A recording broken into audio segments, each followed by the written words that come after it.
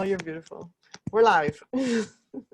Welcome everybody. I am so thrilled today to be interviewing the incredible Karen McDermott. I mean, can you believe it? I've been asked to interview you. This doesn't make any sense, but hang with me, guys. Hang with me, because this woman is phenomenal, and she has just caught my heartstrings from the moment I met you, Karen. I can't thank you enough for inviting me on, and to talk with you today is a complete honour. Please, can you tell me about Life Magic and what you're doing out there for everybody with your books? Please tell me. Oh, Susan, thank you so much. No, you can't make me cry whenever I'm about to chat about books. Oh, we can both cry. Thank you so much.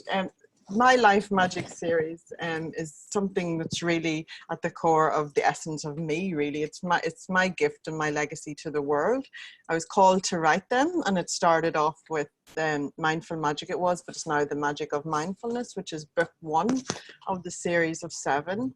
And so I actually, I'm renowned for being a successful publisher and things like that, and having stories to be told. But I love to write my own stories, and I write fiction and children's books and things, but these are my legacy to the world. They're all of my teachings. They're how I live my life without fear and on purpose, and how I live aligned. And if I can do it, then anybody can. So it's my gift to the world to be able to share with people my strategies and principles of how to live that life. And a lot of it is just resetting old thought patterns and things like that. But some of it may be new, some of it may not be, but it's like a bridge. It's like I'm building a bridge for people to walk across over to a place where they're more aligned and where they can align with their highest potential in life, because a lot of people aren't doing that, and I think it's just such a pity. I felt that the day I met you, I must say. I aligned with your magic, that you really have connected with yourself, and because of that gift you now pass that on to others, and it's such a testament to you as a human being that you want to give this on, and it's one of the highest things I think you can do. Tell me more about what motivated you to write this.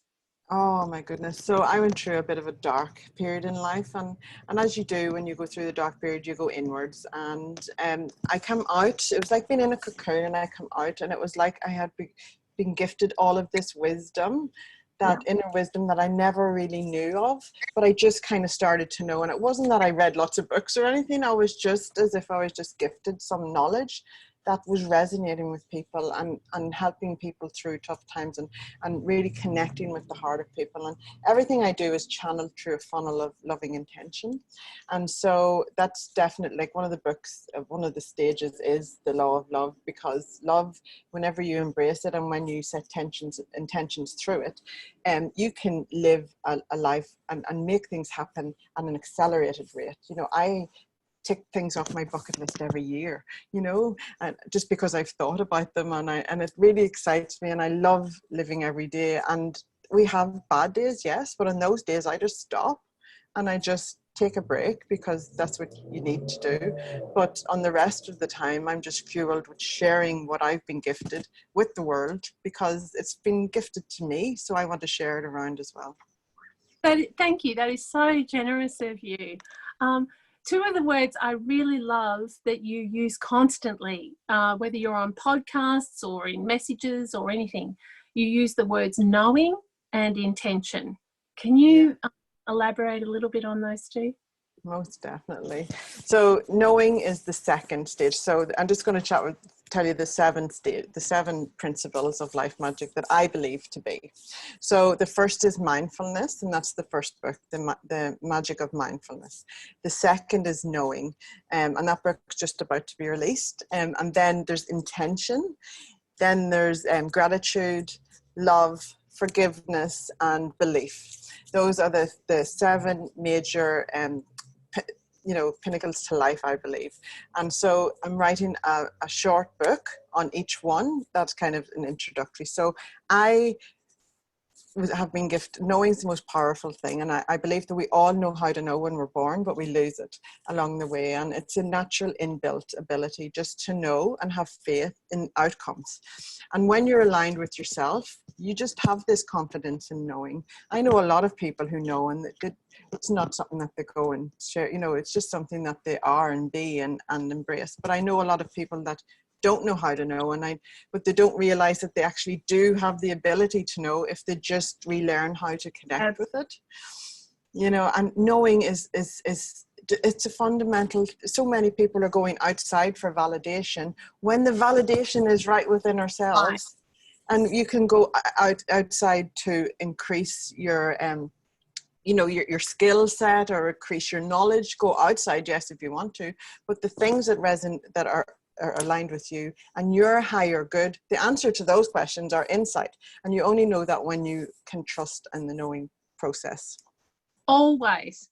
And I loved how one time you asked people to define what is knowing, which is a really philosophical question. Yes. I'm very deep into philosophy at the moment, as you are, yeah, but that is a very tough question to answer. But knowing sometimes you know, is not something that we can describe or articulate. It's just a feeling, isn't it? Some answers were on the surface, and like all of those answers to that post that I did in my Life Magic group, and I love my Life Magic group. It's just such a community, such a heart-centered, connected community, and we share gratitude every day in there, in our gratitude challenge. But the knowing post, like, I loved your story, and it's part of your book that's coming out, and like that was totally connected with the essence. But some were just superficial and not very deep, and just didn't connect with themselves. They were just answering what they thought I wanted to hear, and that's not a knowing. A knowing is not what somebody else wants to hear or what you think they want to hear. A knowing is being truly authentic to yourself and what you need to say, whether you need lots of courage to say that at that time. It's about honoring that and about connecting. And because when you're connected to your knowing, and I call it a 3-step process, because there's a masculine and a feminine to it. The intuition is the feminine, and the thinking is the masculine, and you put the two of them together, then you've got this amazing synergy that aligns. So, you know, if you've been given an opportunity or you've set an intention, you feel for that, you've got an affinity to it, so, and your intuition calls you to it initially, right? And then the second stage then is the thinking. So you feel it, then you think it, you go, is this aligned with my greater good? And because there's lots of distractions out there, and we may think that we want something, but whenever it comes to the actual reaching our highest potential and what we really are aligned with, sometimes those distractions are not aligned with that. So is this aligned with my highest potential? If it's an or a no, you just dismiss it straight away. But if it's a yes, oh my goodness, you do not hold on, you action it. That's the third stage. You action it straight away. And some people don't have the courage to action it straight away, or they doubt their knowings and things like that, but they're going to miss the boat because somebody else is ready there to action it. That's yes. the thing. Oh yes, I've been there, done that. So, you know, it's all about now, honor thyself.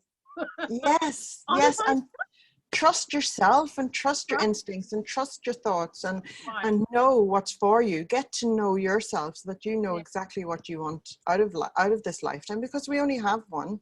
So don't waste it. And 10 years can be gone before you know it, you know, and you're just sitting about. But if you want to advance spiritually and in you know, achievements, then you've got to really truly align with those goals. And like, that's why the third book is intentions. You know, setting the intention is so powerful, because there's miracles in intentions, Susan. Whenever someone sets a strong intention and they live through that intention, miracles happen. Things that you never thought would ever be will happen, because there's no limitations on what can happen if you choose it to. Well, you're a miracle to me, Karen McDermott. And I really love that you understand the power of alignment, because you really know how to pull people together, and that's all alignment too. So we are so blessed to have you as a publisher. You're an exceptional human being.